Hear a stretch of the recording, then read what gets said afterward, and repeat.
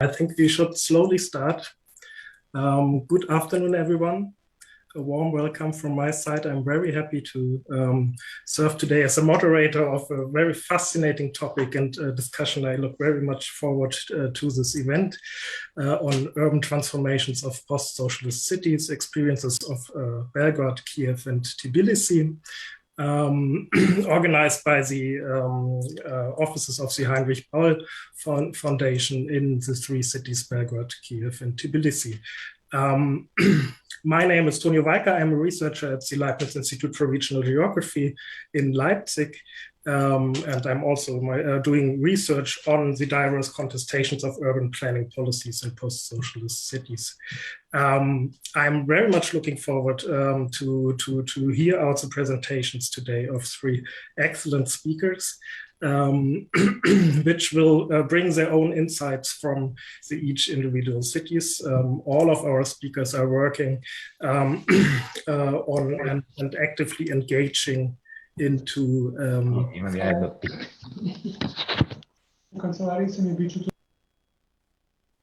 actively engaging into the challenges of contemporary urban policies. Maybe a couple of words of organization of this event. This event is provided in 4 different languages, which is great because it enables us to really have this cross-cutting conversation today.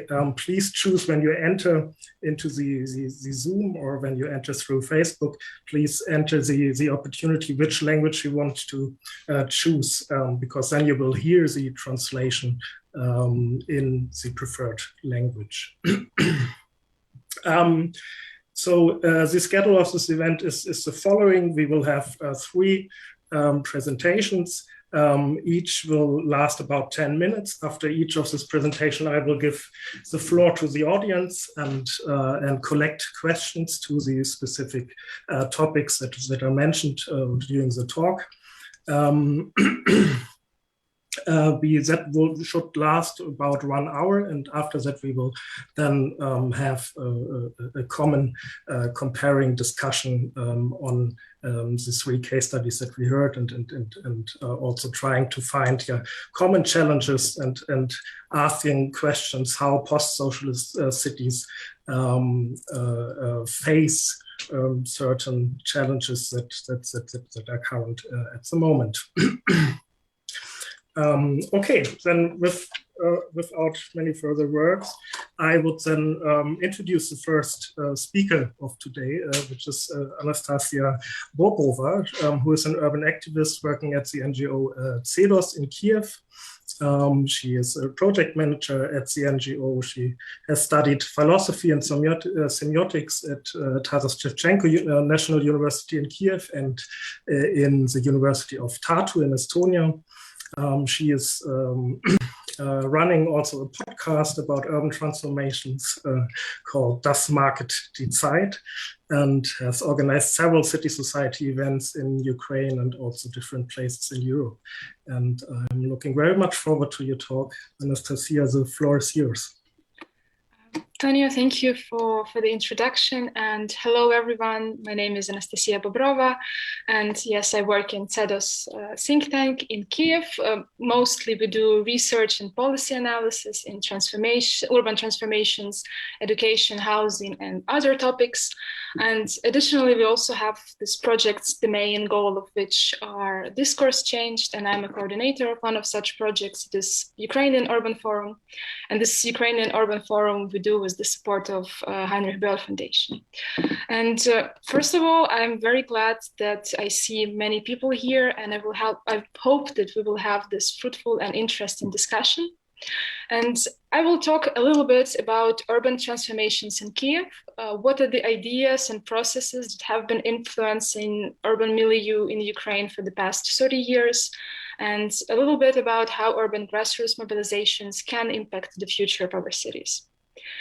First of all, after the collapse of Soviet Union, this transition period started, and it was marked by several changes. There was a transformation of policies, transformation of ideology, and regarding urban development, there was a transformation of urban space. Firstly, there was this neoliberal restructuring of public policies, and there are some common pillars that we can define regarding this restructuring. There was privatization, transformation of state regulations into more limited forms, reduction of the role of public sector, and welfare. Additionally, neoliberal projects, they are not only social economical projects, political economical projects, but also social projects.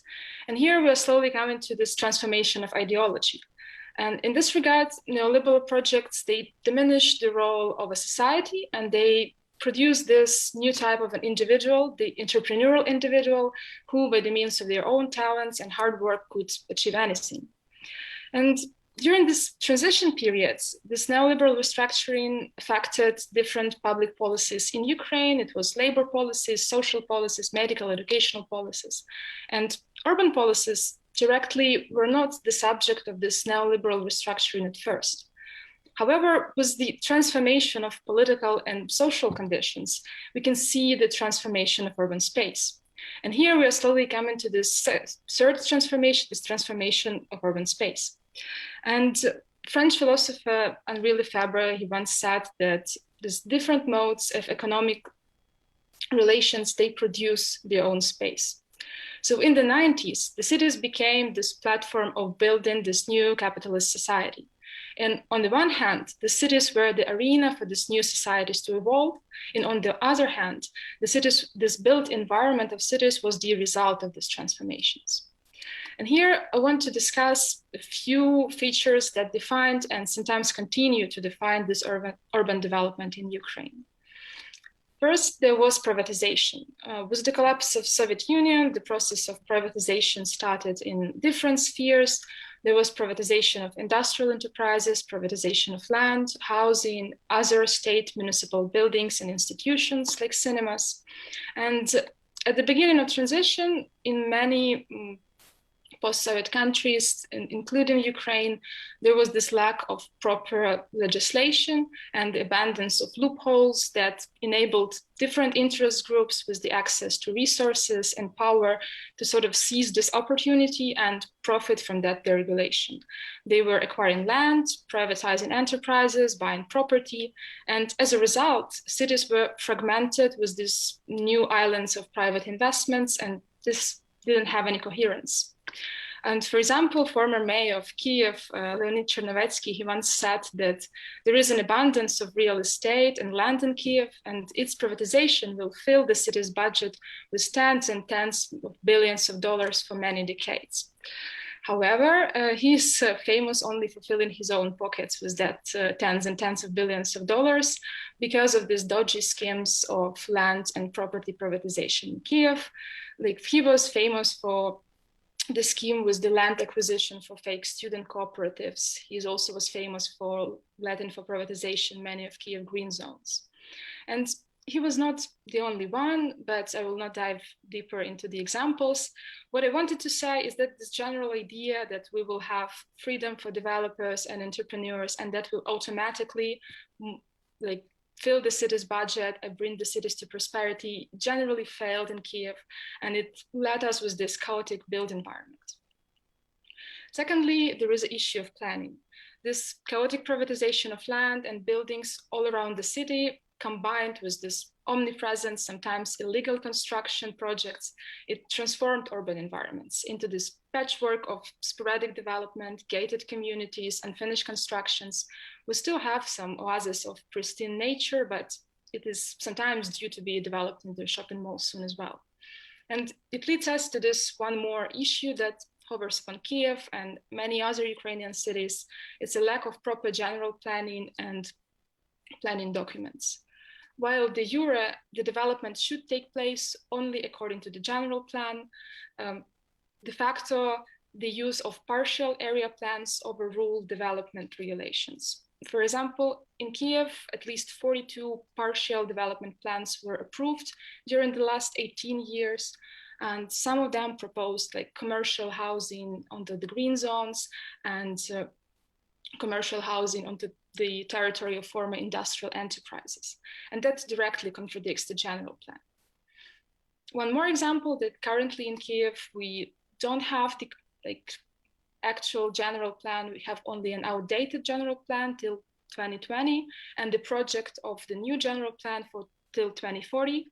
And this new project of a general plan is highly criticized by research and experts. And one of these points of critique is that this potential general plan will only further develop this construction project with no regard to infrastructure, needs for citizens and environment. And this will lead to further overload in the social infrastructure that we have in cities. Next one more issue of urban development in Ukraine is land and property taxation. The majority of development in Kyiv is this commercial housing projects. And there are a few reasons behind it. First of all, this liberal tax legislation and low cost for real estate maintenance make it as a very good investment asset. Therefore, it further deepens this dichotomy between housing as homes and real estate as a harbor for investment. And it leads us to one more problem, this exploitation of the rent gap, the difference between the profit of a current usage of a land and the potential profit from the potential new usage of a land. And in Kyiv, it is possible to see many historical buildings, like from the 19th century, that are slowly dilapidating. They're in poor conditions. And many of these buildings are privately owned. But as the cost of owning this building is very low, and the potential cost of the land is very high, it makes developers just wait for the buildings to slowly collapse upon themselves so they can build something more profitable, like instead of it. And to sort of sum it up, I would say that this privatization, poor urban planning, tax regulations, just some of the features, of course, some of the features that define urban development in Ukraine. And here I was able to briefly sketch some examples, and I didn't develop on housing or transportation policies. And of course, there are some positive examples of urban development in Ukraine. I assure you that they are there. But also, I wanted to say a few words about what we can do, how to resist this fragmentation of our urban environment, how to resist this reduction of common spaces that we see. For me personally, it is important to see urban problems not only as spatial problems, but also as social political problems. And therefore, these issues require social political solutions. And the good news is that we as citizens are always a bigger group, and we could influence the future of our cities and claim our right to the city. And one way to do it is through this network of solidarity and civil resistance. And for example, in Kyiv this autumn, there was a demonstration called March for Kyiv that united 46 urban organizations under the idea of fair city with comfortable and accessible infrastructure for all. And Cedos, our organization, was one of the organizers of that event, and we led the column for defending the right to housing and defending the right of renters. And of course, we will see the results of this event probably in the future, but it was an important call for different organizations to unite. However, I also believe that it is important to build even broader solidarity networks and cooperate with initiatives that are sometimes not defined as urban per se. And including these initiatives into this discussion about urban transformation is necessary, as it helps to see our challenges from different angles. For example, there are unions, like in Ukraine, there's a building workers union in Ukraine. There are organizations that help homeless people, refugees, other vulnerable groups of people. And solidarity between these initiatives that are dealing with the broad range of urban problems like transportation, cultural, historical heritage, and with these initiatives that care about social issues, it is crucial to developing fair urban environment.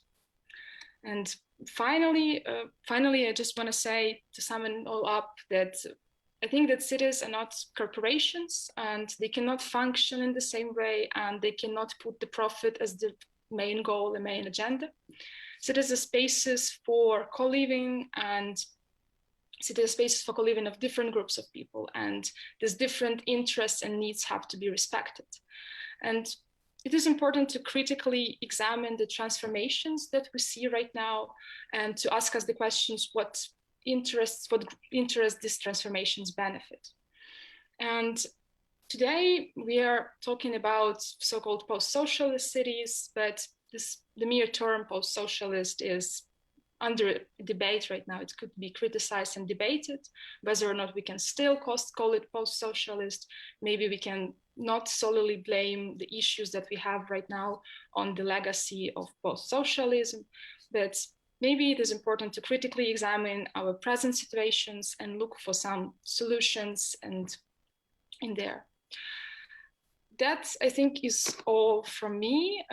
Thank you, everyone. I hope to see your questions and comments, and I'm looking forward to hearing other presentations. Thank you so much for such a nice start, for giving also the overview of the development, and then also ending on a positive note somehow, that there is a potential of resistance and of bringing different social groups into discussion and into also voicing up in urban policy decisions. Are there already questions in the chat, or is anyone wanting to also maybe voice up in the Zoom discussion? Please write your questions now. I don't see them so far. Are there maybe questions from other panelists to Anastasia's talk? Because yeah, then otherwise maybe I would start. You were mentioning at the beginning how the neoliberal turn of the post-socialist era of the beginning in the 90s. And then also in the end mentioning that the post-socialist concept is somehow criticized, how much it still has explanatory potential for urban challenges that we are all confronted with. So how much would you agree that the urban policy challenges that Kyiv is facing and that urban activists are facing are rather global phenomenons of a turn of massive privatization, of giving more weight to the flow of capital and to profit making and the lack of regulation? Isn't that something that we see all over the world in cities? And how much would you say that there is still a post-socialist legacy that is maybe can be used for resistance, or maybe or is supporting this kind of process and maybe accelerating it? I think that the issues that we are facing, for example, in Ukraine, is sort of I would say, the combination. And of course, my point is that the issues that we see are partially global.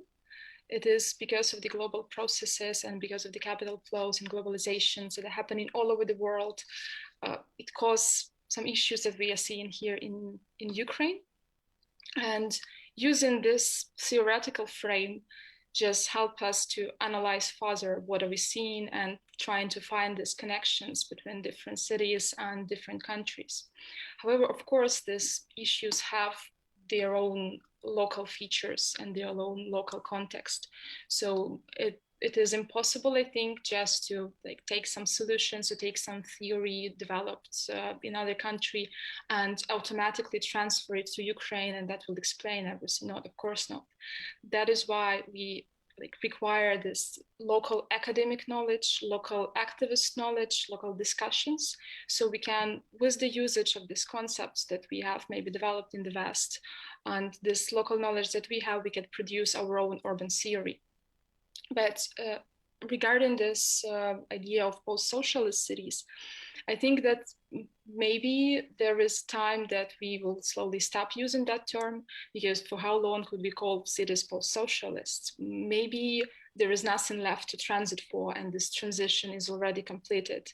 And we can see in some examples, for example, in Ukrainian labor policy, some of these policies are neoliberal policies are already even more harshly implemented in Ukraine than in other countries with this longer capitalist history. So maybe the transition is completed, and therefore it is no longer useful to blame all of the issues on that legacy.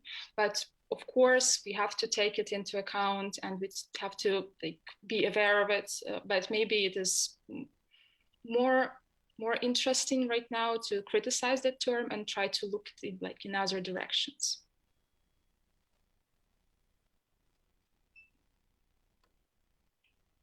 Thank you so much. Are there maybe comments or further questions from the audience?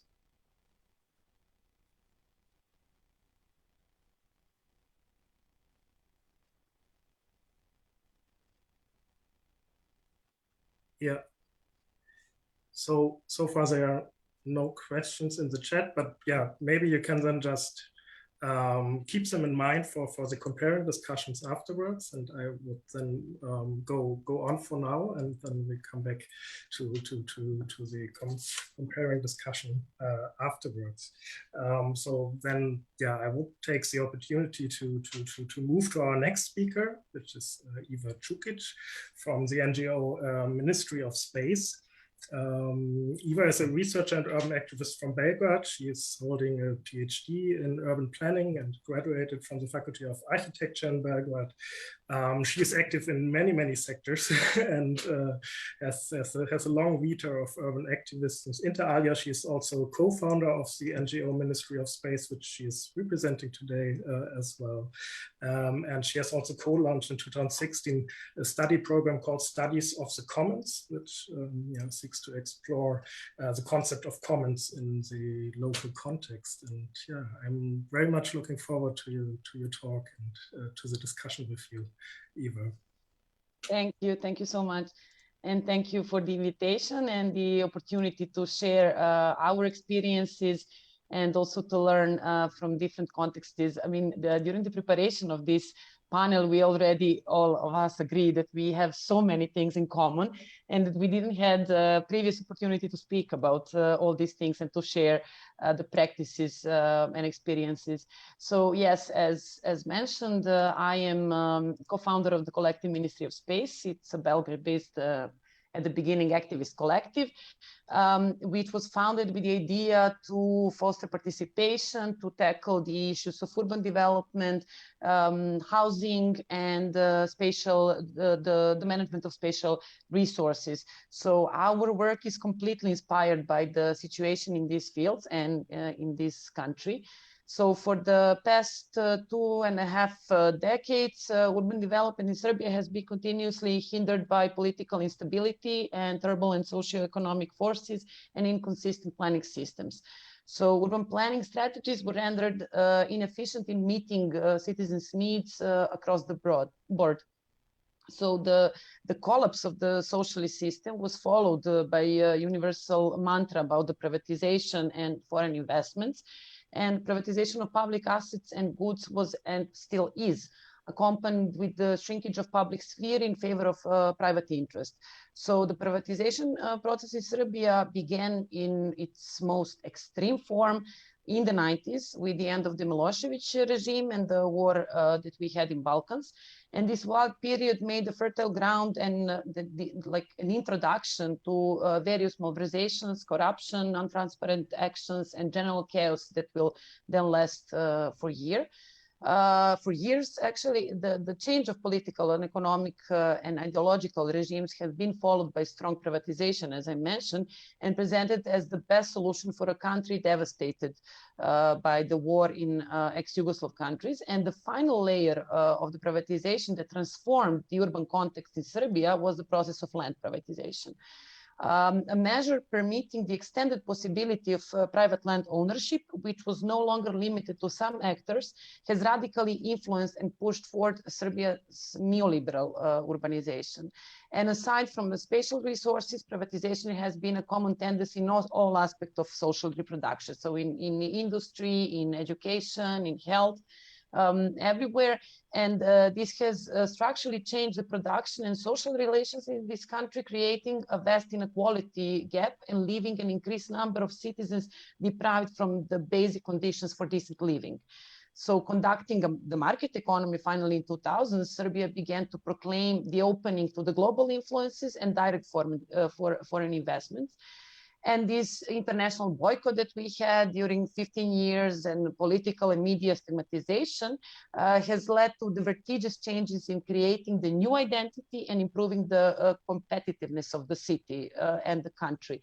So, and furthermore, the Serbian government, special inclination towards so-called capital investments had made them popping up all over the city. And the biggest one in terms of scale and controversy is the Belgrade waterfront project in the very center of Belgrade that we can also discuss later. Additionally, the current political context in this country is not very supportive of any kind of democratization attempts in general. So society is becoming, or it is already, I would say, highly polarized, and the issue of development has shrank to the question of who is in power.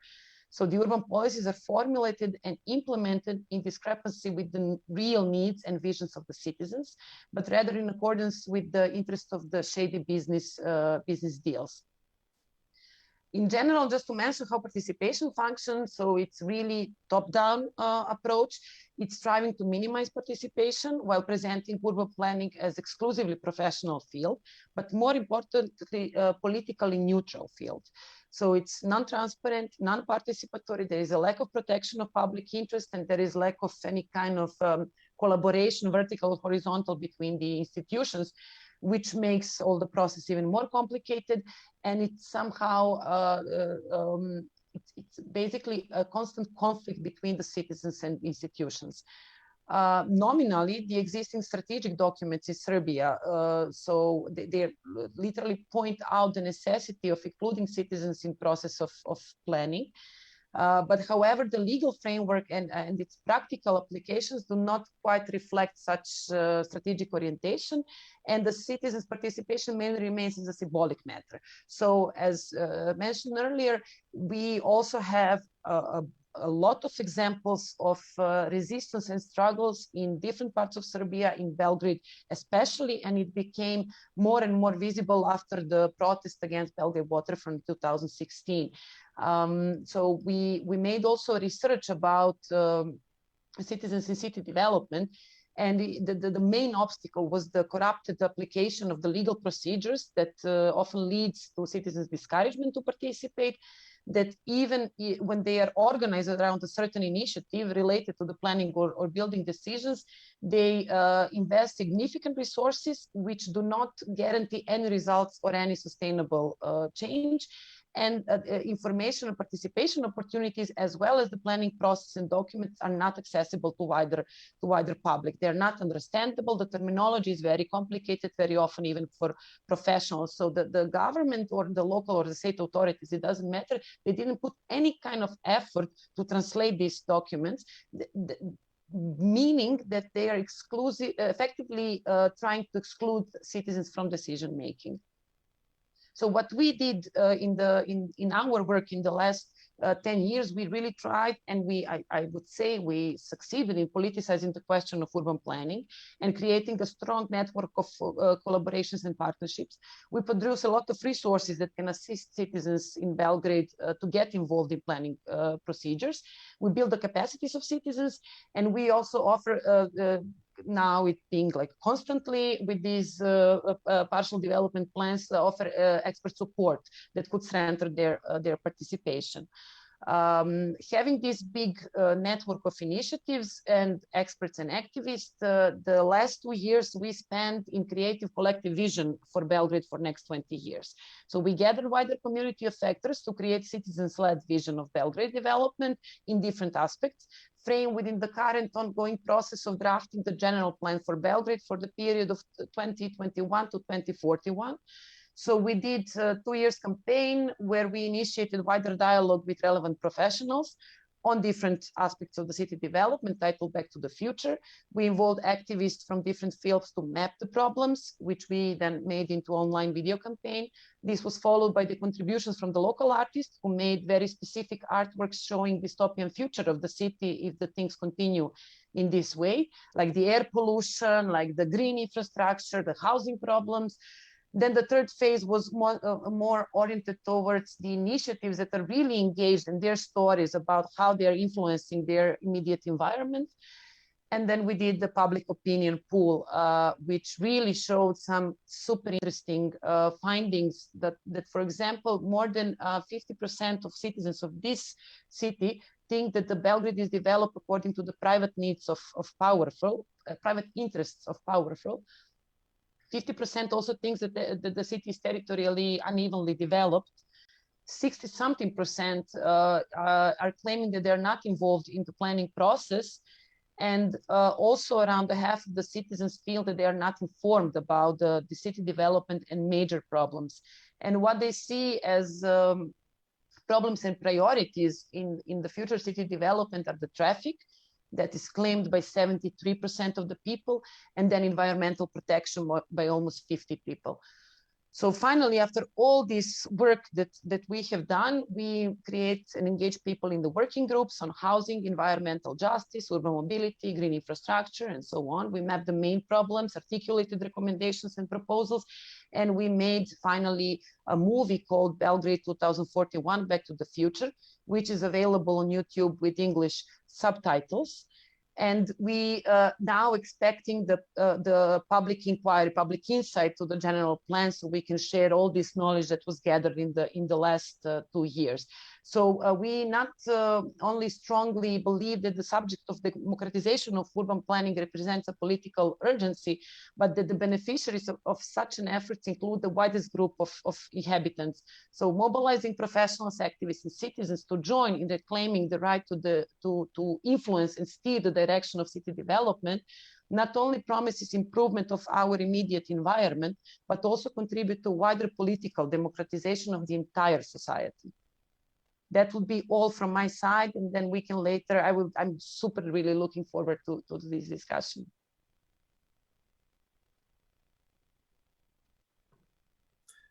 Thank you so much. Very, very interesting.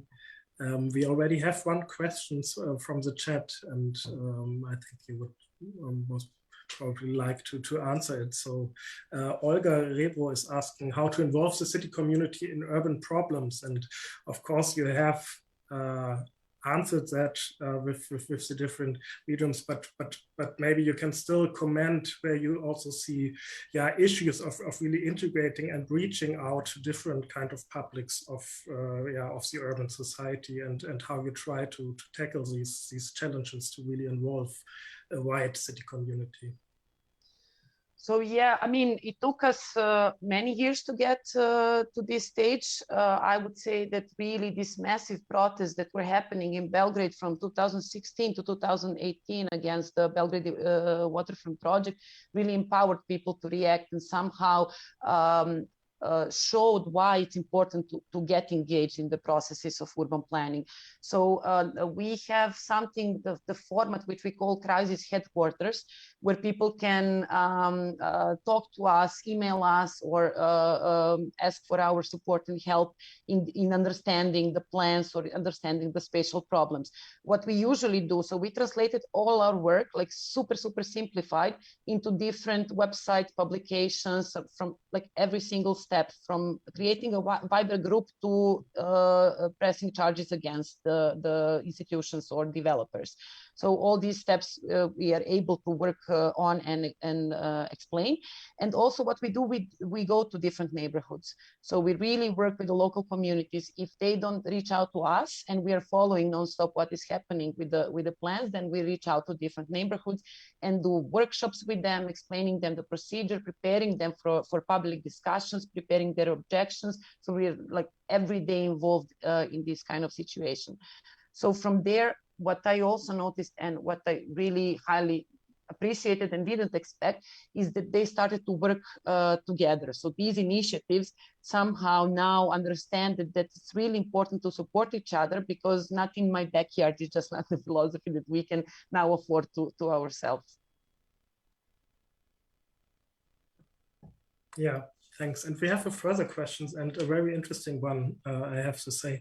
And the question is, is the tendency and problems the same in all Serbian cities, or are there differences between the citizens? And as we are representing here the capitals in 3 different countries, maybe that is indeed something that we should also refer to maybe in the discussion, but I would also give you now a word to it, how much these kind of participation approaches are also successfully developed in urban activism in other cities than the capitals.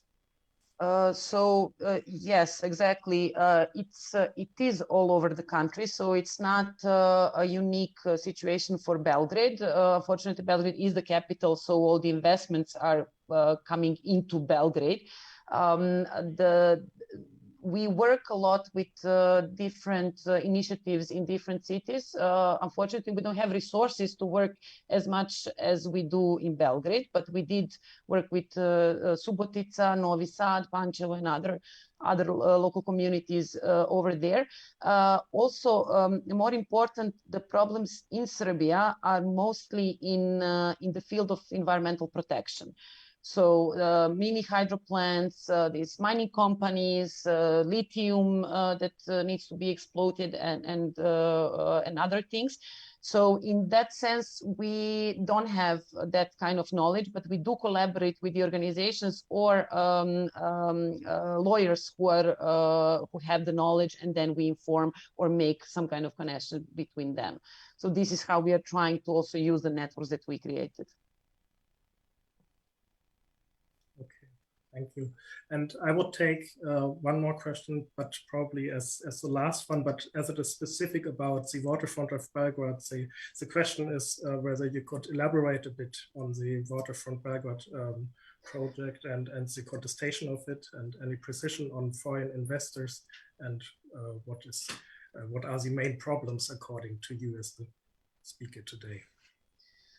Okay, so Belgrade Waterfront is the project that was revealed during 2012, but 2 years later, this like the biggest urban renewal gained the project gained the momentum. It was presented as a vision to turn this devastated but highly potential part of Belgrade, the waterfront, into 2 million square meters of commercial complex consisting of hotels, office buildings, luxury apartments, and the largest shopping mall in the Balkans, and Dubai-style highest tower in this part of Europe. It also imposed a new identity of the city, which was promoted as a ticket out of crisis to our country at that period. The master plan was provided by the Eagle Hills company from Abu Dhabi, who back then was allegedly invest 3.5 billion into the project.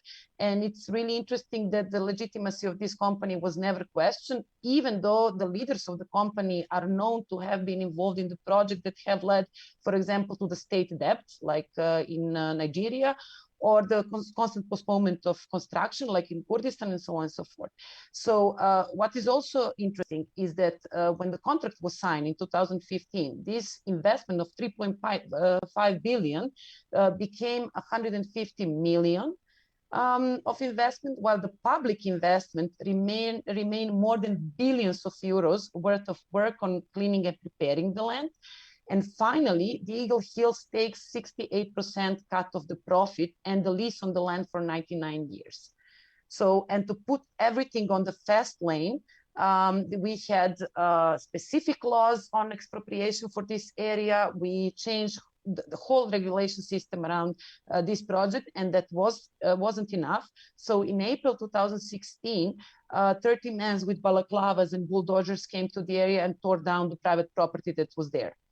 And nowadays, the president claimed that the high city officials were involved into that devastation, and that basically there was nothing to be done. All those people were promoted into higher functions as ministers in the current government. So I really try to make this super short.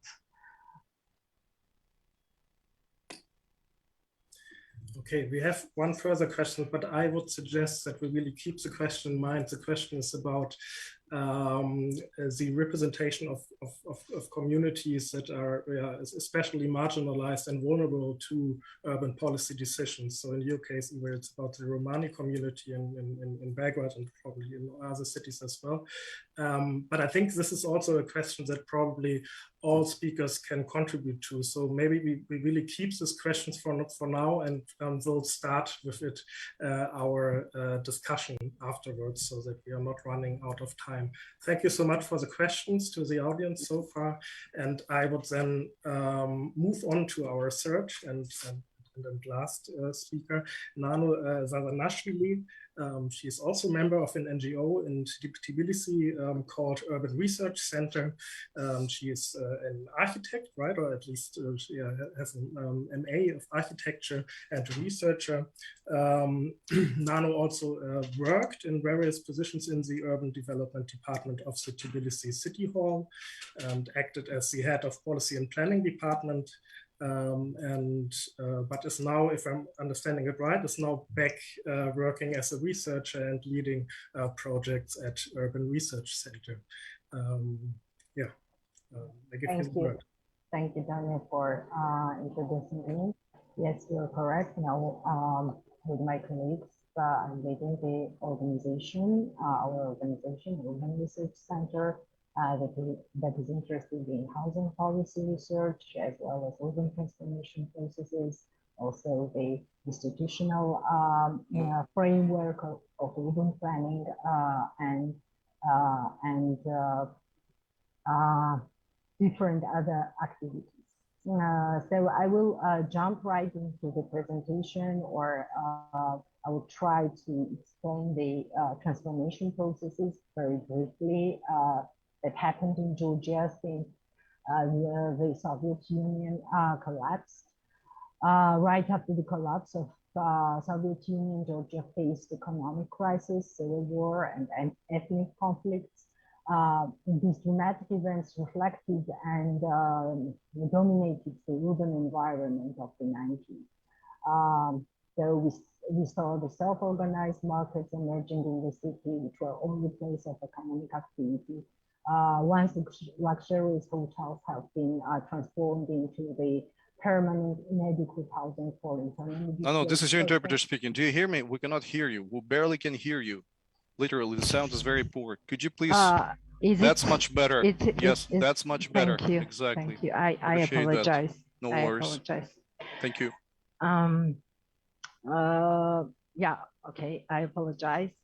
So the space has been transformed, and urban space was dominated by poverty and crime mostly. But the story is very similar that was described by Eva and Anastasia, that to address the requirements of the market economy right after gaining the independence, Georgia introduced privatization policy. Housing, land, industrial assets have been privatized. The first wave of chaotic and mostly unfair process of privatization of land still had its impact on the urban environment. For example, privatization of land plots once belonging to the parks, public spaces, or dedicated for recreational purposes has become a common thing. Now we see housing, restaurants, commercial buildings, parking lots on the areas that were commonly used before. It is hard to find a place or park in the city that has not been decreased or fragmented due to this process. We also have an example of total privatization of such recreational areas as well.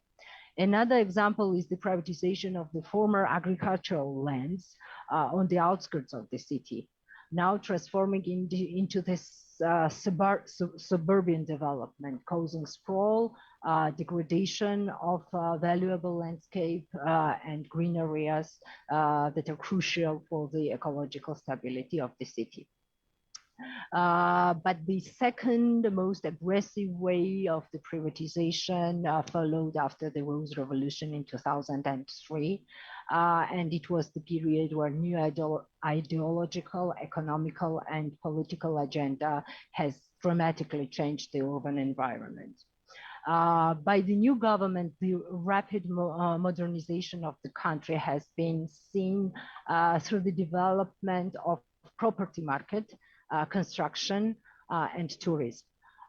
Therefore, harsh neoliberal reforms have been implemented. More aggressive privatization programs, urban and construction sector has been totally deregulated. Reforms have been introduced on the legislative and institutional level to boost private construction activities and to support direct foreign investment. To illustrate, for example, via paid service, it was possible to receive the construction permit in 1 day in Tbilisi. The construction and planning system that has been created on the municipal level was oriented to support the private developers.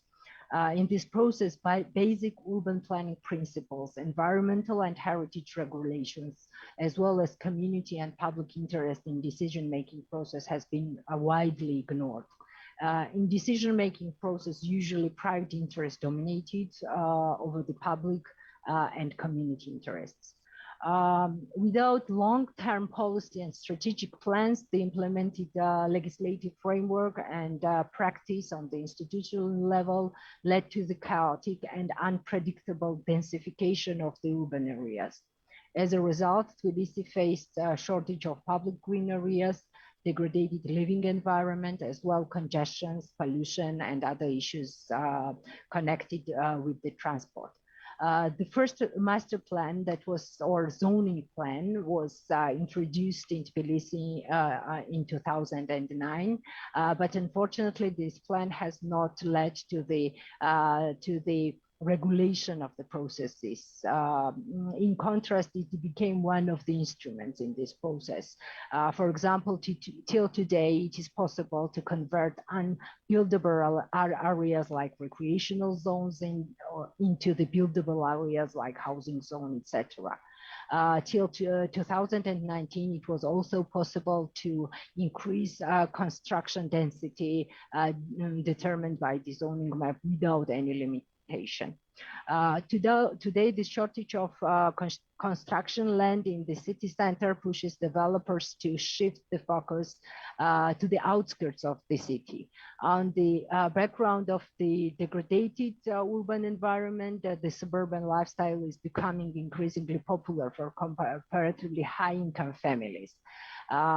We face the development of the areas that have, as I already mentioned above, valuable recreational areas or that have ecological importance, thus increasing demand on private motorized transport and municipal expenses. As the degradation of urban spaces become more and more visible, different groups started to organize since the second half of 2000s.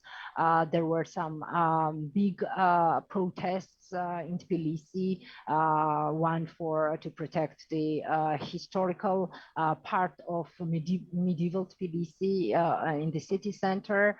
That was quite successful. It followed in 2013 the protest to protect the resist the construction of the hotel in the very prominent park in Tbilisi. Although activists managed to stop the construction, the case remains unsolved till today. But more and more, what is really interesting, we see the mobilization of local communities, mostly to protect the recreational areas of local importance. We have some successful examples, but public participation in the urban planning remains as a challenge. Although Tbilisi has a quite advanced application management system that is available online, the involvement of different interest groups in the early stage of decision-making process really rarely happens. The neighborhoods get information about planning projects when the permit is already issued and the construction process is already started. At this stage, it is really very difficult to change the decisions or influence the process somehow. Success mostly is gained when the community is involved from the very beginning, before the decisions are made. Lack of knowledge and understanding of planning processes is also a problem, and it's really very interesting what Eva mentioned. It relates to it as well, I think. Legal norms and procedures are very specific. It is difficult to understand for professionals as well, and it allows a lot of different interpretations. Experience shows that the successful cases, the neighborhoods were, in the successful cases, the neighborhoods were assisted by the qualified specialists like lawyers, urban planners, or such specialists themselves were members of the community. Recent successful stories are also linked to availability of publicly owned land resources in the area. Such resources enable land reorganization and helps balancing different interests. But as these kind of cases are really very rare because there is no more public land left actually in the city. On the legislative level, the participation in the elaboration of the planning documentation is also very problematic. It does not require public hearings or other mechanisms for broader involvement of communities in the process. The new code, Georgia just recently received new code of special planning, architecture and construction activities. That sets better conditions for the participation, but the code has been postponed until 2009 for Tbilisi, so Tbilisi sticks to the old rules.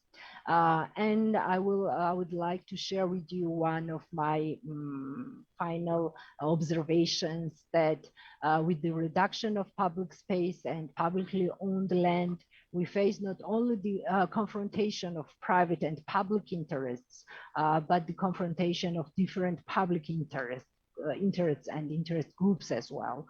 And I think over time, this trend will become even more visible, and the complex and problem solving will need much more energy and thinking how to resolve these conflicts in the neighborhoods or in different areas of the city.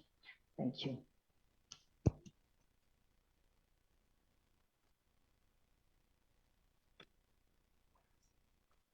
Thank you so much, Nano. Are there questions from the audience? Oh, yeah, there's one, a long one. I will just, I think it's, yeah. So I will just read it out loud so that interpreters can also follow. In Belgrade, all new private investor construction is in the luxury segment. Is that the same in Tbilisi and Kyiv? In Belgrade, it seems close to impossible to find enough people with enough money to buy or rent those spaces. Do the investors and governments have a different perspective, and do they expect to attract people from abroad who can afford it to move to their cities? Build it and they will come strategy? Or do they foresee an extreme growth in their local economies? What do the speaker think about this? Do you think new money will come to the cities, or do you think several of the construction projects will be a financial failure in the long term? And maybe, Nano, you can answer this first. Yeah, mostly we in Tbilisi, when you look at the development process. No, please move your microphone closer. Sorry. Appreciate it. In Tbilisi, we see the tendency that, yeah, mostly the investment in the housing sector, private housing sector, but it's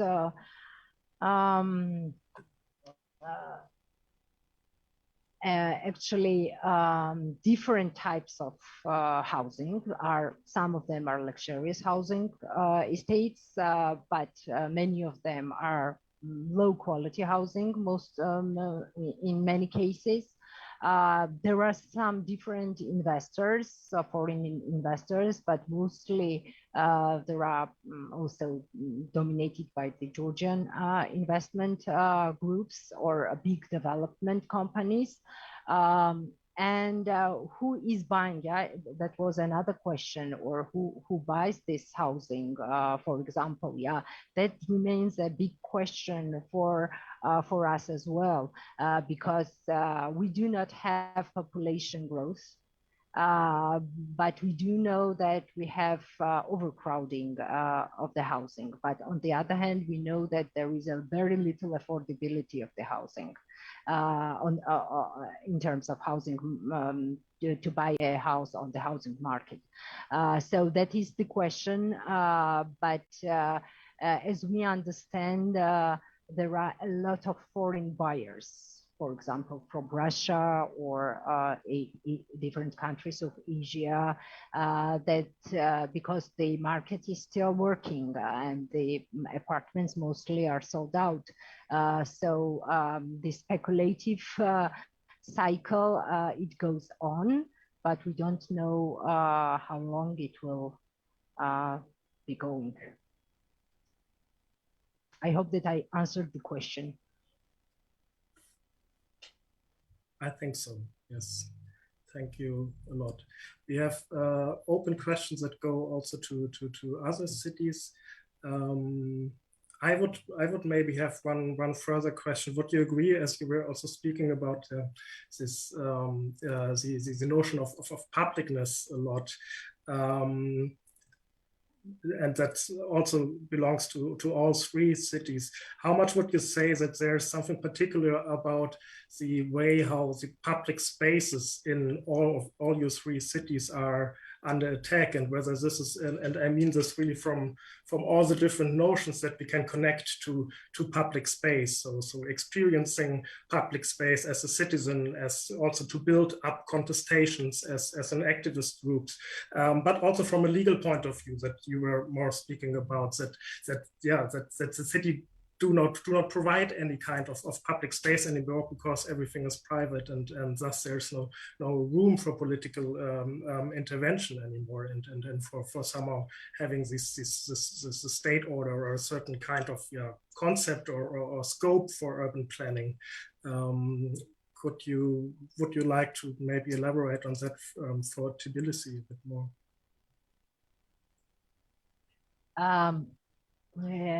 Yeah, it's from my perspective, what we see at the moment in Tbilisi. At the one hand, we have our new mayor.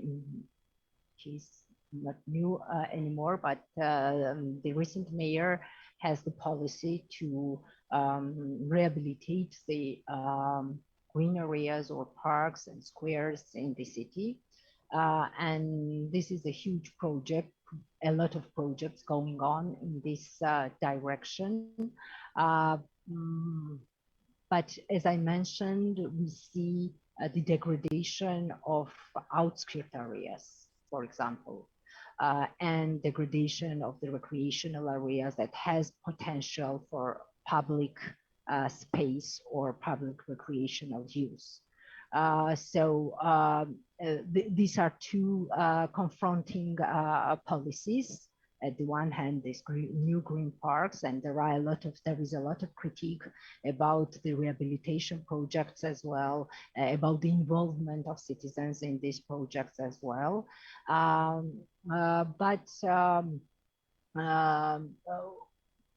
From my perspective, we do not see a lot of commercialization of the existing parks.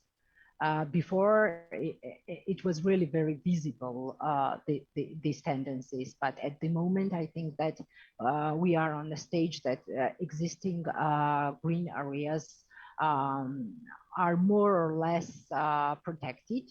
I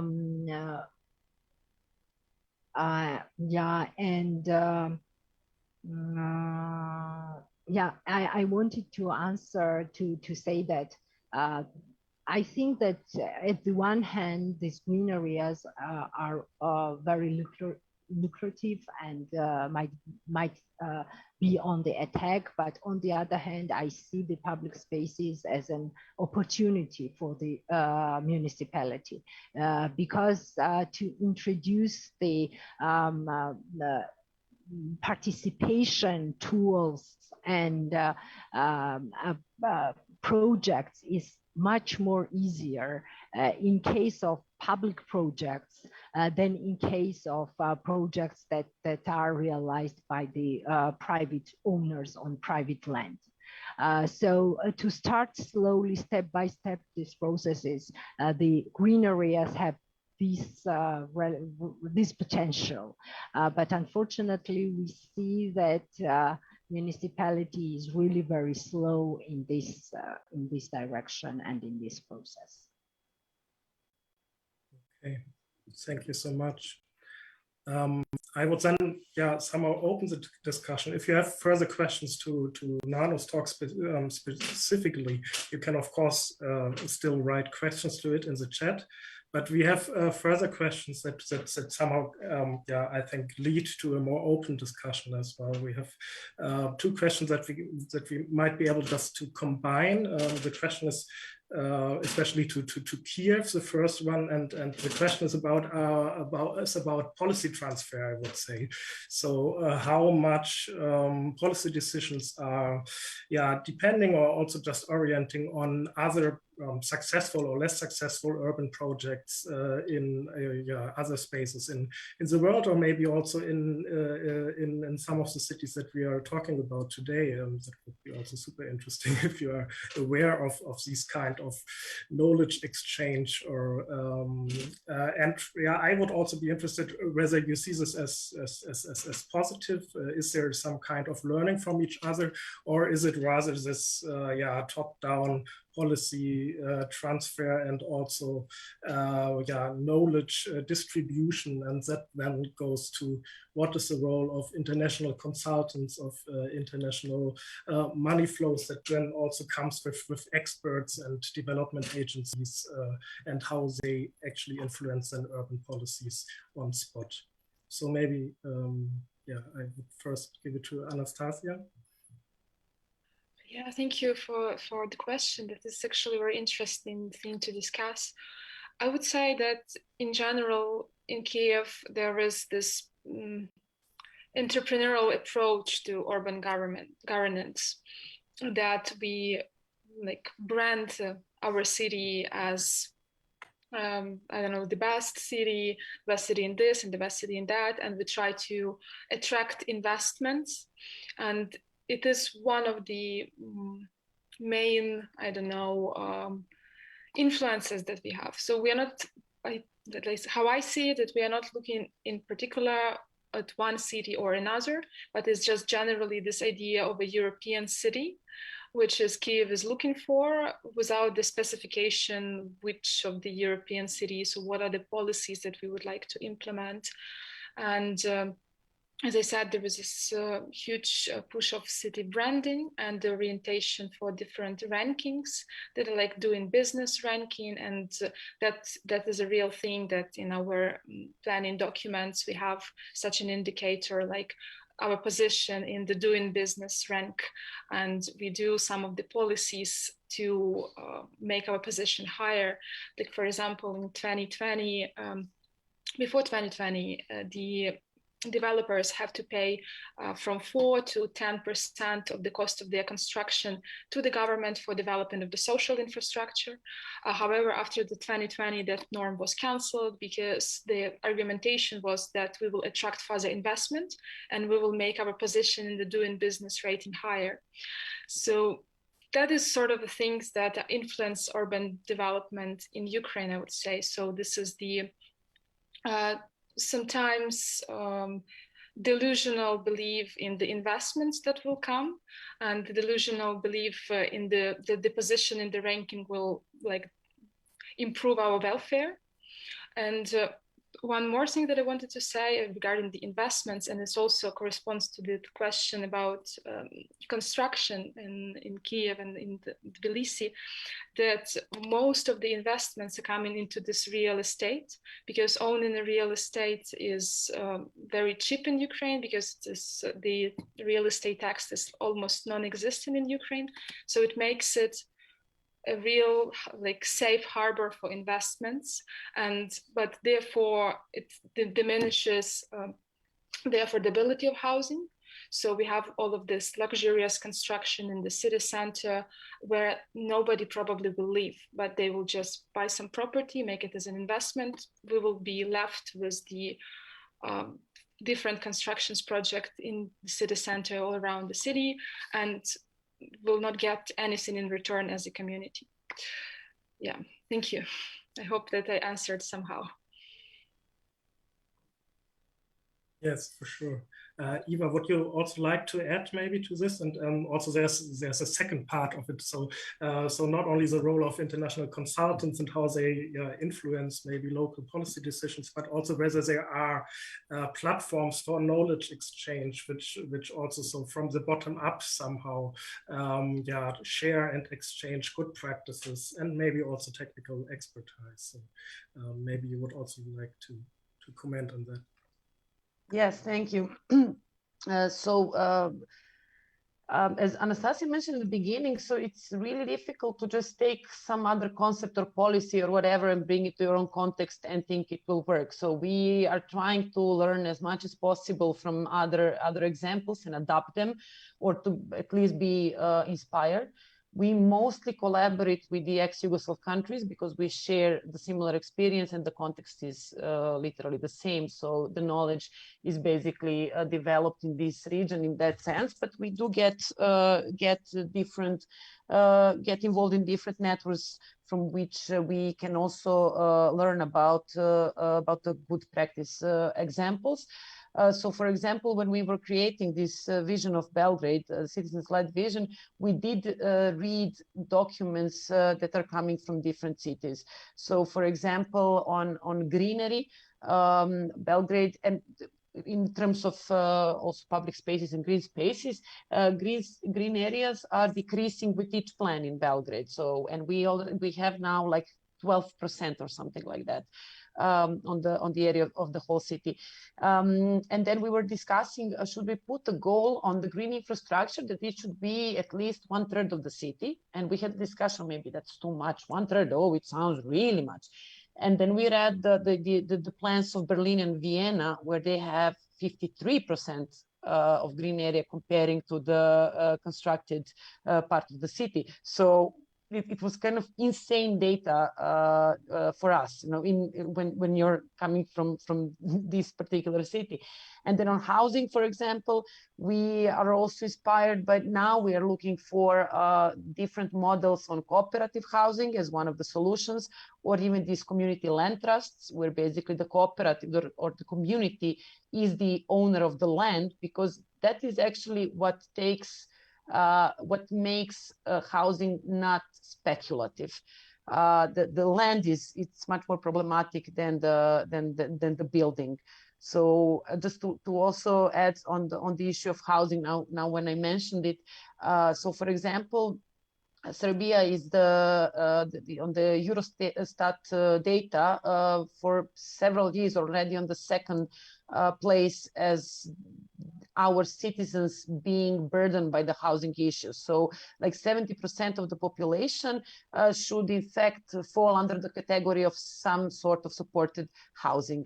And to understand, less than 1% of housing in Belgrade, of the whole housing stock, is publicly owned. Everything else is privately owned. And currently we are facing the situation where the square meters in Belgrade are between 3,000 and 9,000 euros for square meter, and the average salary is around 350, I would say, 400. So last data that we also gather is that only 5% of the population in Belgrade today buy real estate, and of that 5%, 85 is paid in cash. So from there, you can make the conclusions who is buying it for and for which reasons. So it's very, very clear.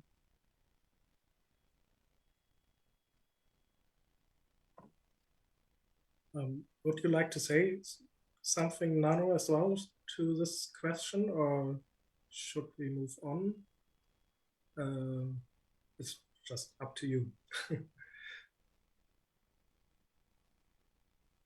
Because yeah, it's very interesting to observe these similarities. Actually, it's really very interesting for me.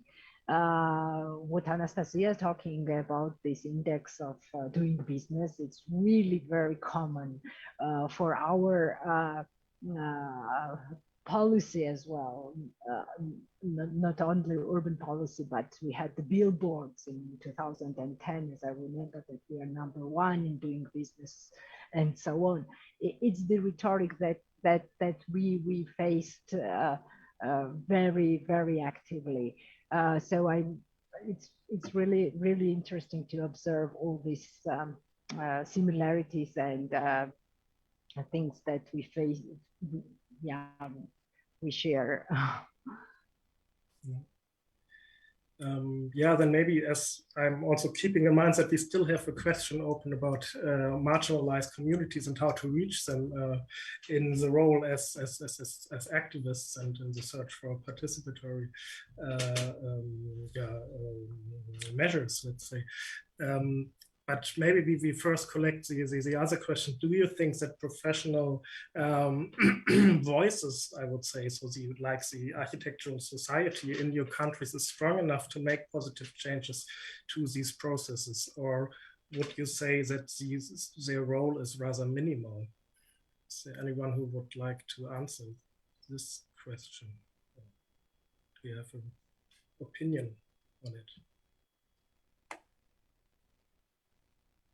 I can say for our context, there is no professional autonomy at all. So there is a huge pressure from political elites and private capital to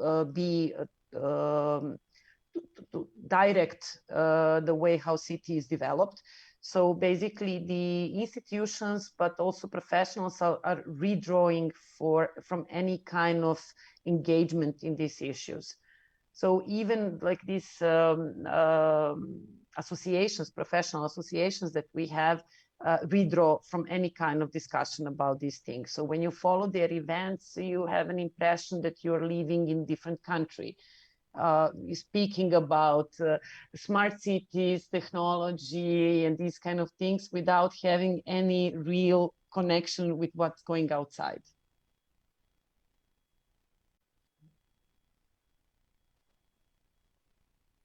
Okay, then we wouldn't maybe move on and have this question from this after the second talk, and because I think it is an important one, and there is this popular criticism that urban activist movements tend to be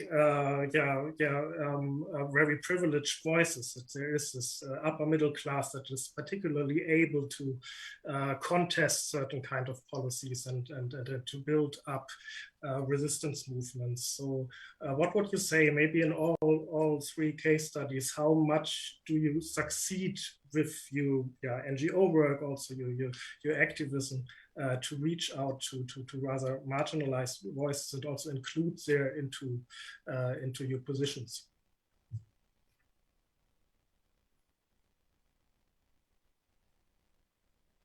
I can probably start a little bit. Firstly, I wanted to say that unfortunately, I don't work directly with marginalized communities, and I cannot speak for them, and don't really want to take any agency from the organizations or those communities. But as I mentioned, I think that this broader solidarity networks are important. If we combine the organizations that are dealing with historical heritage or housing, and they are helping marginalized communities, then you maybe will have the stronger coalitions that will be more difficult to dismiss on a political level. It is very difficult to brand the city as a smart, comfortable, whatever, if you see this coalition of urban activists that are saying that we have these social problems, and it's not only like spatial problems, but also social ones. In our work in Ukrainian Urban Forum, we try to invite people who work with the marginalized communities, and we like organize the discussions and talks and try to sort of highlight these topics. And in our we also work, sometimes we are like highlighting these issues of marginalized communities. Like last year, we were doing the monitoring study of how the coronavirus influenced the safety of homeless populations. And of course, we're trying to do more of it, but we also, with our goal is discourse change, we see that it is important to bring in this topic into the broader agenda of urban development and saying that this is also our problems and topics that we have to discuss.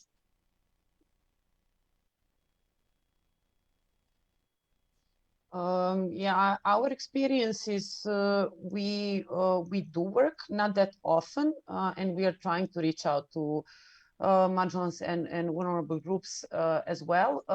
Luckily, we closely work with the A11 initiatives for social and economic right, which directly works with Roma community. So from there, we get in touch and we try to support and help with our expertise. We had really successful not collaboration, but yeah, support that we gave to the Roma community on the south of Serbia in Aleksinac for the Association of Roma Women who wanted their own space for work and gathering. And then we mediated between the municipality and the association and basically managed, I mean, it took us a pretty long time, but we managed to succeed in our common mission. But only to add on that, we are really trying to be very careful in any types of, when approaching to local communities. When organizing a meeting, for example, and then you have single moms there, which are not able to attend this meeting for a longer period of time, or during the working hours, or after, then how you make the dynamic into conversation when you have different people and not to have the man dominance over the whole discussion and these kind of things. We really take a lot of care and talk about that a lot within our collective and try really to kind of bring that when we are working with different groups.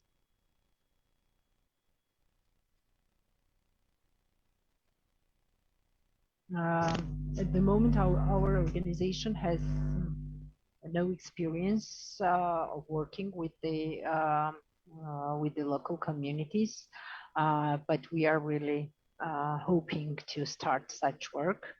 Yeah. It's really very interesting, this discussion about that the protest campaigns, mostly the middle or upper middle class is involved. We had such discussions in previous cases of urban protest I mentioned in my presentation as well. And the confrontation between the local community or the activist groups that were trying to protect the historical part. It was really very, it was interesting to observe and analyze the processes, because very often the community has issues regarding the housing, for example. They are facing dilapidated living in a dilapidated house that is not safe at all, but it is a heritage area, for example, and there is no policy to support such housing stock, for example, yeah. And the only option is to destroy the building, to for example, to have the investor in the area and to demolish the building and to build a new one. Sometimes it's the only option. So these are the confronting interests as well happening very often. And that was also my question when we have these different interests or different public interests in the field, how we are going to address these issues. These are the questions that I have not answered for myself, and I think it needs a lot of work to find the solutions and specific tactics. Yeah.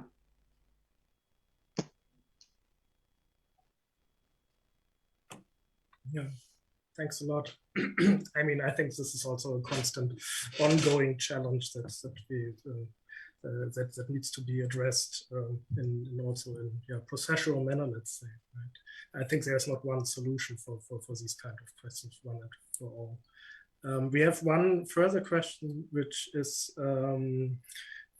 tackling the issue of advertisement and an extensive use of advertisement in the cities of Europe that you were presenting on. So how do Belgrade, Kyiv, and Tbilisi cope with an extensive use of advertisement in public space? Is that a problem at all? Is there maybe also a best practice or a general country law for that? Are you aware of these kind of debates and issues? So the question is referring to Polish cities, which apparently have a problem with it. I know that in Berlin there is a huge debate about it as well.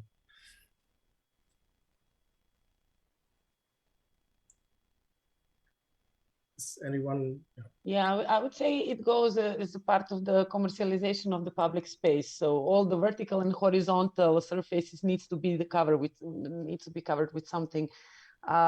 We do. I mean, it became of course, it's since 2000s, like the billboards are popping up all over the city, and there is like messages everywhere around you.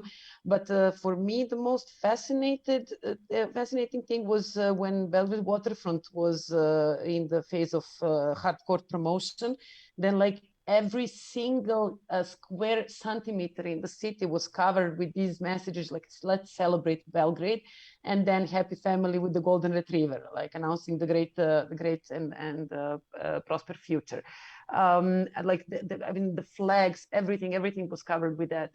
And then I mean, it eventually stopped. Like, but I think that also like the buses are covered with billboards, like the buildings that are cultural and historical heritage, which are, for example, empty or something like that, they're completely covered facades with advertisements. And I mean, I was thinking recently, there is a really architectural masterpiece at New Belgrade here that was by the UNESCO also.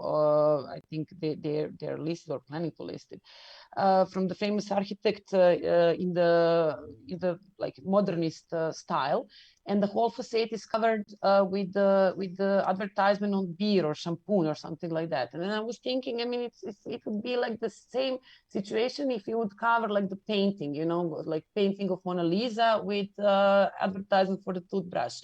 I mean, we don't have obviously the relation towards architectural piece as a piece of art, probably, but it should be. We should think about it in that manner. There is no, just to add, there is no regulation how to stop it. Like literally every single empty surface is treated as a new advertisement space. Yeah, I would just add that agree with Eva, that is because of the commercialization. And if the best city is the city which makes the most profit, then yes, we will have advertisement all over the place.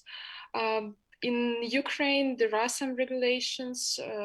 In each city they can develop their own regulations regarding this design code for the cities. And in Kyiv, there are several streets, districts that already implemented the design code. I might be mistaken because I don't know that very well all of these regulations and laws, but several districts have already implemented this design code, and we've seen that some of the advertisements are getting smaller right now. On the other hand, we see these new screens all over the buildings that are like right now shining in one of my windows, for example. And yes, I think that it is not a separate problem. That is the part of this urban issues that we've been talking today for this whole discussion. And we can probably not deal with it only like separately, only with this issue, but we have to probably deal with some other approaches to urban governments in general.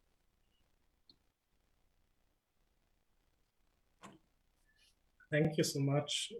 We are slowly already reaching 5:30 or whatever it is in your time, so the end of this session. But there's another interesting question. I would maybe sum it up, whether, it's much about the wording and the terminology, and there's a bit of a critique whether we are maybe hiding behind too neutral and technical terminology in the way how we present certain unequal regimes that are in place. And this is so according to the author of the question, it is the regime of capitalist periphery that is leading to a degradation of the quality of societal and political life in the particular cities. And I would then maybe combine it with the concluding round of where do you see the scope and maybe also limits of your particularly position, and whether you look how you also look in the future and see certain potentials to act politically, but also of course to influence political decisions. And I think there's already the dilemma that could be an answer to the question that there is of course always the struggle of remaining somehow in a constructive discussion maybe with policy makers and policy decision makers on the one hand, and on the other hand staying radical enough to really contest what is wrong or leading to inequality in the city. But maybe I give you the word to answer this question.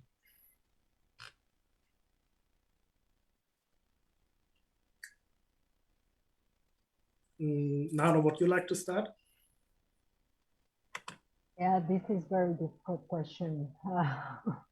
Actually, we are constantly thinking what are the best strategies. Nano, I beg your pardon. Before you start answering, please move the microphone. I appreciate this. This is really a difficult question. Maybe we are constantly asking ourselves what are the best ways to influence the processes, to influence somehow in a better way. Should we write policy documents, do policy research, or should we work with the community, or should we do some planning documentation by ourselves? So we are constantly searching better ways. And also I think that this experience of different cities and different organizations are really very important, and the exchange is really very important because it inspires very often our ongoing thoughts, and that is really very important, I think, to develop, because very often it happens that we are locked somehow in ourselves, and to exchange, to talk, to discuss with different groups. I think that it is very important to find the solutions and the answers. I have no answer at the moment because I am in the searching process as well.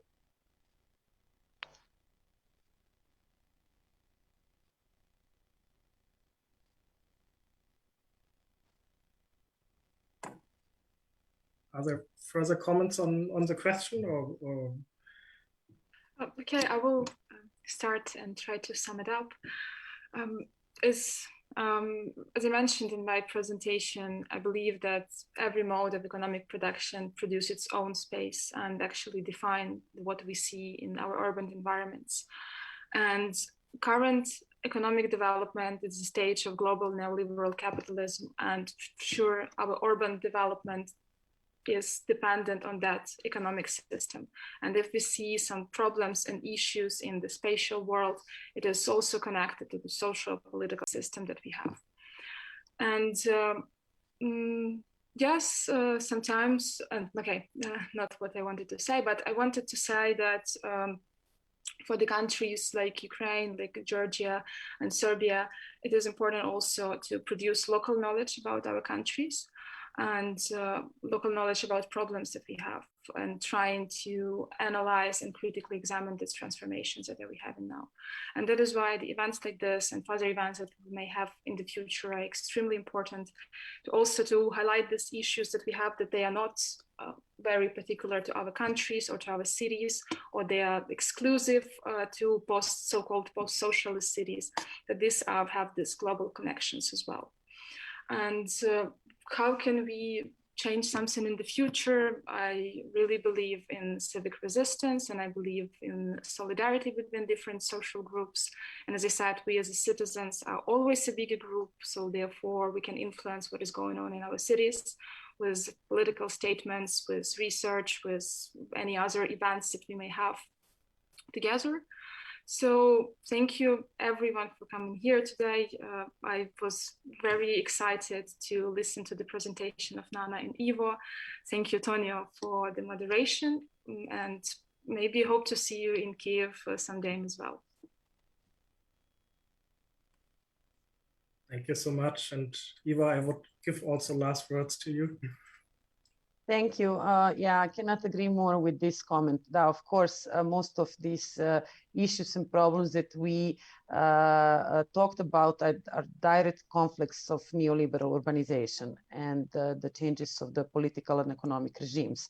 So in our work, we are very direct with that message, and our work is very political. So we are trying to address the issues that we are dealing in the sphere of, let's say, left green spectrum.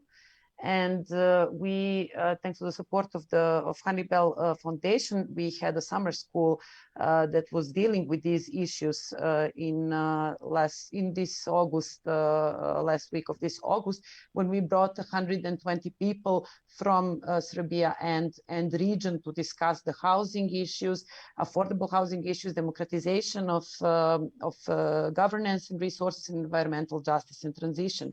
And it was followed by creating like the solidarity institutions and new narratives on how we can address these issues. So we are, as I said, very aware about this thing, and we are trying and working hard on it. Thank you. And yeah, it was really a pleasure to be here and share with you all these things and learn from each other. Yeah. Thank you very much. And I think then this is time for the conclusion and for really summing up. And first of all, yeah, thank you so much to our wonderful speakers today. I think it was a very nice discussion. It was super interesting to follow your presentations. Thanks for taking the time today in the evening. Special thanks, of course, also to the organizers from Heinrich Boell Foundation to setting this up and the panel. Thanks a lot to the interpreters. So that we really had this very diverse public today together, unfortunately virtually, but still we are also profiting from these kind of technologies, I would say, as we have seen today.